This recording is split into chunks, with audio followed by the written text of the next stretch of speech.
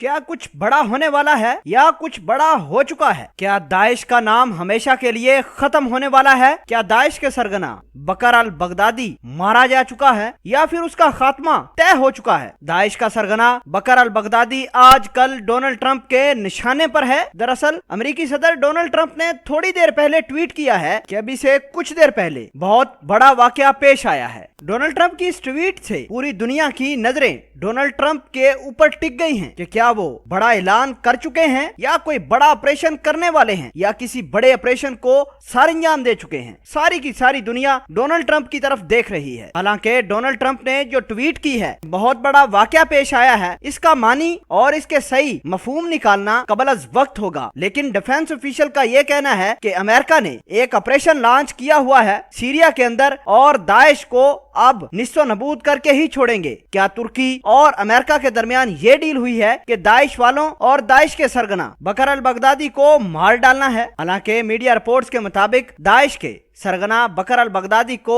America निशाना बनाने के लिए एक बहुत बड़ा ऑपरेशन भी लॉन्च कर चुकी है। नाजरीन ग्रामी आगाह करते चलें कि सीरिया के अंदर पहले तुर्की ने कुर्दों को निशाना बनाया, फिर अचानक कुर्दों ने अमेरिका को इन्वॉल्व करके तुर्की से सालसी अख्तियार की और उसके बाद तुर्की, कुर्द और दोबारा अमेरिकी फौजियों ने सीरिया के अंदर ही एक ऑपरेशन लॉन्च किया है। इसका मतलब ये है कि दाइश अब हमेशा हमेशा के लिए फना होने वाली है। बहुत सारे सीनियर एक्सपर्ट्स का ये कहना है कि बकर अल बगदादी ही मारा गया होगा और बहुत का यह भी मानना है कि बकर अल बगदादी पहले ही मारा जा चुका है। अभी तक किसी किस्म की अमेरिकी सदर डोनाल्ड ट्रंप ने क्लियर स्टेटमेंट नहीं दी। हालांकि इतना बयान जरूर आया है कि एक बहुत बड़ा वाकया जरूर पेश आया है। नाजरीन ग्रामी, क्या अमेरिकी फौज और तुर्की की फौज आपस में लड़ी है? क्योंकि कुर्दों को लेकर अमेरिका और तुर्की के दरमियान टसल भी चल रही है, लेकिन अमेरिका ने तैयब एर्दोगान के पांव पकड़कर सालसी करने की दरखास्त की, जो कि तैयब एर्दोगान मान भी चुके हैं। लेकिन आपको यह भी बताते चलें कि डोनाल्ड ट्रंप की इस सालसी के हवाले से तैयब एर्दोगान ने भी कुछ शर्तें रखी हैं। तैयब एर्दोगान का कहना है कि सेफ जोन पर अगर अमेरिका के होते हुए